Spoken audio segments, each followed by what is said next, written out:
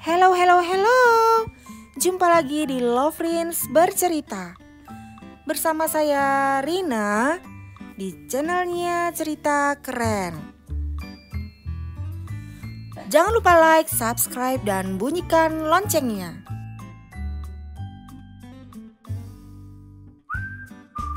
Masih di Ladies in My Husband Pocket.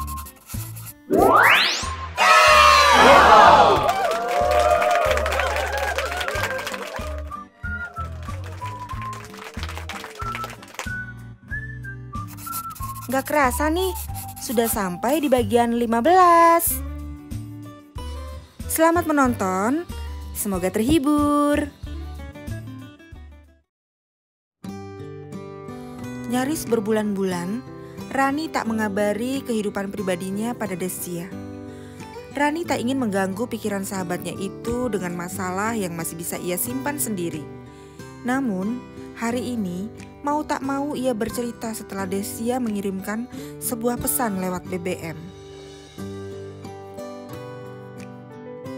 Aku baik-baik saja, Mbak Cia. Kau tahu, hidup dalam 1000 topeng bukanlah hal yang menakutkan ternyata. Aku cukup menikmatinya, malah aku menemukan satu topeng yang paling pas untuk kukenakan saat ini. Aku merasa bebas. Jangan-jangan memang inilah diriku yang sebenarnya. Desya cukup lega mendengarnya. Rani wanita tegar yang bisa membuktikan bahwa dirinya mampu menjadi sesuatu di tengah kemelut rumah tangganya. Rani berhasil mewujudkan impiannya tanpa bergantung pada suami yang memang terlihat tak acuh akan cita-citanya. Suamimu sudah memahami aktivitasmu? Sudah tidak marah-marah lagi? Hahaha, dia tidak mau tahu. Sudah kubilang, kami berdua layaknya orang asing yang tinggal satu atap. Ya, anak-anak yang membuat kami tetap bertahan. Kurasa itu cukuplah. Dia masih ingat punya anak saja, sudah alhamdulillah. Desya menggeleng. Apa rasanya hidup seperti itu? Masih banyak yang ingin kuwujudkan, Mbak Cia. Menulis memang menyenangkan, tapi saat ini aku benar-benar harus memikirkan masa depan. Menulis buat kepuasan memang, tapi perut harus diisi kan? Aku harus mandiri.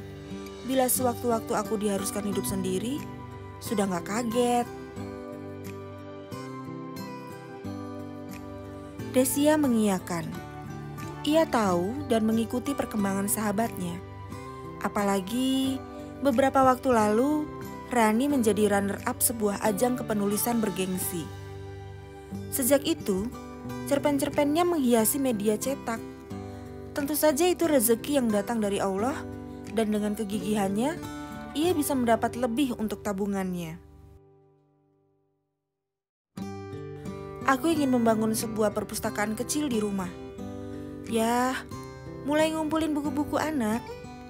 Dan aku juga berniat membukukan kisah-kisahku yang tercecer dalam cerpen untuk anak-anakku kelak.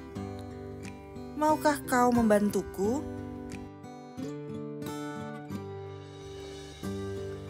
Tentu saja Mbak Rani, aku akan mencetakannya untukmu. Bagus juga idenya. Anak-anakmu akan mengenal ibunya lebih dalam lewat tulisan yang abadi.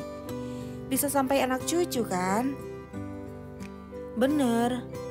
Oh ya, bagaimana kandunganmu? Suamimu masih punya pikiran buat nikah lagi? Desya tersenyum membaca kalimat tanya dari Rani. Ya, Rani tahu persis keinginan Rama. Desya selalu mencurahkan isi hati pada Rani. Betapa sesungguhnya keinginan suaminya adalah menikah lagi. Kandunganku sehat, walaupun tetap harus bed rest karena aku bandel. Rama, ya mungkin saja niat itu masih ada. Apalagi saat-saat seperti ini. Dia selalu saja bilang, enak kali ya kalau di rumah ada yang nemenin kamu ngurus rumah. Saat kamu capek ada yang gantiin. Tapi ya sambil bercanda gitu. Tapi tetap saja aku mikir, apa dengan adanya wanita lain di rumah ini A.A. Rama bisa jauh lebih bahagia? Konyol, itu konyol Mbak Cia. Harusnya suami lebih dari cukup bahagia punya pasangan kamu. Harusnya dia lihat dirimu yang sebenarnya. Wanita-wanita di luar sana mungkin lebih cantik dan seksi daripada kamu. Tapi kelebihan yang ada padamu belum tentu bisa ditemukan di mereka. Desya terdiam sesaat, mencerna kata-kata Rani. Itu terdengar seperti sebuah pembelaan saja. Yang ada di hati Desya sebenarnya, ia merasa kerap salah di depan Rama. Ada saja yang tidak berkenan di mata Rama. Masakan kurang bumbu, cucian menumpuk, anak-anak telat makan, kerjaan redaksi yang lelet, dan ya masih panjang lagi. Satu-satunya yang bisa menyelamatkan Desya hanyalah ia tak pernah lalai melayani suaminya di kasur, walau dalam keadaan lelah atau sakit sekalipun. Mbak Rani bisa aja. Yang ada aku mah kelebihan berat badan, ketambahan pula perut buncit karena hamil. Ya tentu saja, Rama jadi lebih tertarik sama cewek-cewek seksi di luar sana.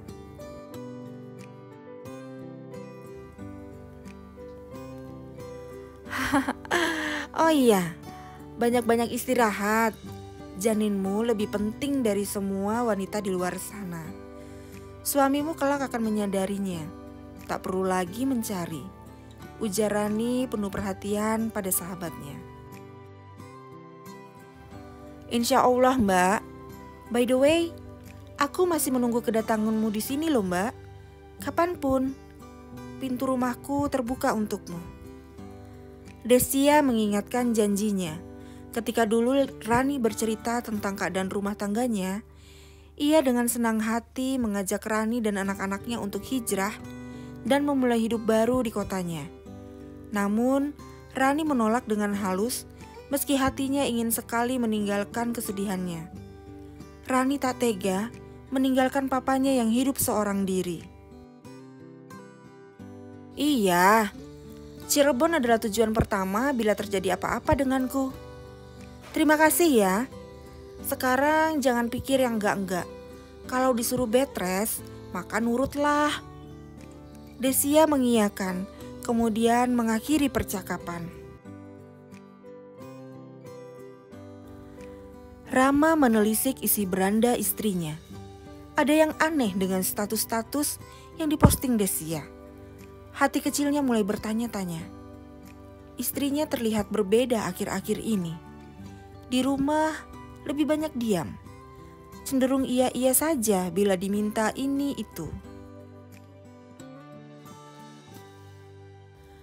Apa mungkin bawaan hormon kehamilannya? Begitu pikir Rama. Need somebody to talk. Status itu pasti dibuat Desya karena sesuatu. Tak mungkin bila tidak ada yang dipikirkannya. Apa yang kamu rasakan, Des? Mengapa tak berterus terang?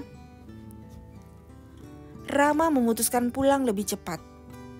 Desya sedang berbaring di kamar dengan layar laptop terbuka di sampingnya. Matanya terpejam. Bun, Rama menghampiri lalu duduk di pembaringan sembari mengelus rambut Desya. A.A, udah lama pulangnya? Desya membuka mata perlahan lalu meraih tangan kanan suami dan menciumnya. Jangan dulu kerja. Memang enak garap layout sambil tiduran. Tinggal sedikit A, nanggung. Rama menutup layar laptop dan menaruhnya di bawah kolong ranjang. Ia menarik bantal dan meletakkan posisi di samping Desya. Lalu merebahkan diri. Desya ikut berbaring kembali. Beberapa hari ini, apa yang kamu pikirkan? Rama membuka percakapan setelah hening beberapa saat. Mikirin apa? Nggak ada tuh. Jujur saja, kalau ada apa-apa, omongin. Jangan sampai AA tahu di belakang. Ada lagi yang ganggu kamu. Ganggu? Desya mengangkat dagunya yang sedari tadi rebah di dada suaminya. Ya kali ada wanita siapa gitu, salah satu fansnya AA yang hubungin kamu. Canda Rama. Desya tertawa. Duh, yang fansnya banyak, mentang-mentang. Gak kok, belum ada yang datang, apalagi minta AA untuk jadi imam seperti waktu itu. Udah deh, malah yang lama diungkit. Ya kali, soalnya akhir-akhir ini kamu aneh. Banyakan diem. Tahu-tahu nyimpen sesuatu yang bikin bahaya nantinya. Cerita, ada apa? Desya membelai kepala suaminya. Gak ada, A. Cuma gak enak badan aja, pegel-pegel. Perut sudah makin besar, makin susah bergerak. Mau ngapa-ngapain, malas rasanya. Gak enak lah bawaannya. Mau makan juga gak selera. Desya menjawab dengan ogah-ogahan. Oh, ya nikmati aja. Begitulah kalau hamil. Makanya A bilang gak usah hamil dulu. Jadi jangan ngeluh. Masih ada beberapa bulan lagi. Ini pasti belum seberapa kan? Desya mencucu. Ih, A tuh malah dibawa-bawa lagi masalah jangan hamil dulu. A tuh emang sebenarnya gak suka kan kalau aku hamil lagi. Sebel. Ya, udah kadung mau gak suka juga udah dikasih. Bener gak ada yang ingin kamu ceritakan? Rama menjawil hidung mancung istrinya. Gak ada, AA. Kalau begitu, hapus statusmu yang aneh-aneh di Facebook itu. Ini tutok, tentang apa? Bicarakan sama AA. Desya terdiam. Oh, status itu, ingatnya. Desya menahan sesuatu dari matanya. Memang ada yang ia ingin keluarkan dari hati. Namun, rasanya akan sama seperti sebelum-sebelumnya. Sakit hati sendirian. Ia malah menyimpulkan semuanya tanpa perlu bertanya pada suaminya. Pesan di HP suaminya 3 hari yang lalu. Makan siang sendiri atau mau ditemani AA? Temani ya, jam 1 siang, Murray. Ya udah, siap-siap. Pesan dengan nama Feby yang membuat hatinya bertanya-tanya. Lalu telepon dari Dio 2 hari yang lalu. Aku tahu yang terlihat tak seperti kenyataan. Bicaralah padaku, Noni. Anggaplah aku sahabat baikmu. Percayalah padaku. Kata-kata Dio masih jelas diingatan. Desya merasa hatinya tertimpa batu yang besar. Besar sekali. Ingin hati mengeluarkan semuanya pada Dio. Namun perasaan tak enak akan suaminya begitu besar. Ia tak mau menyimpan duri di dada sendiri. Ia tak mau menggores perasaannya.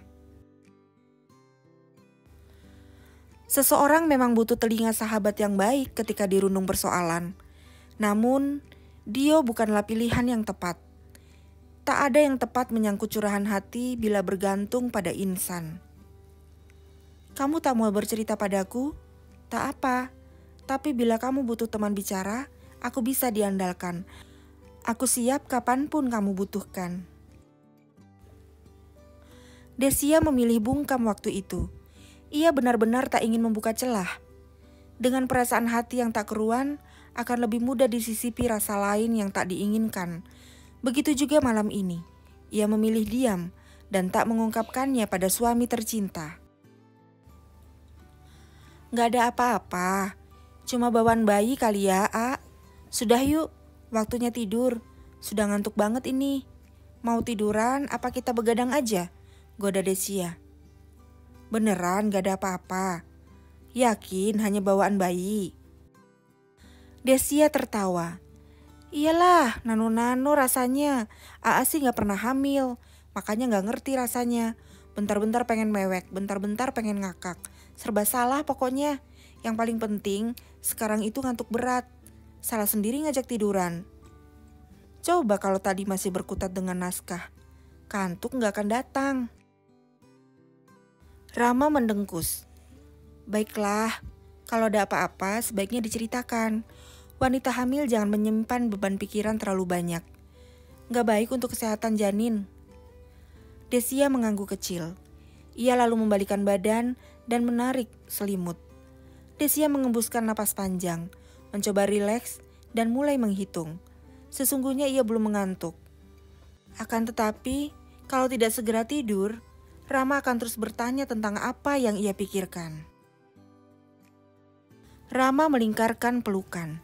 Ia berbisik, apapun yang Bunda pikirkan, semoga Allah menyelesaikannya untuk Bunda. Selamat tidur cantik. Desia memaksakan senyuman. Amin. Selamat tidur Aa.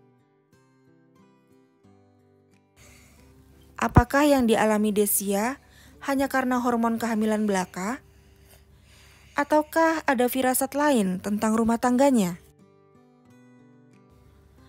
Jangan lewatkan episode selanjutnya.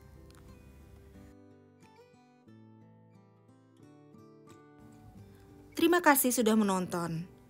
Jangan lupa like, subscribe, dan bunyikan loncengnya.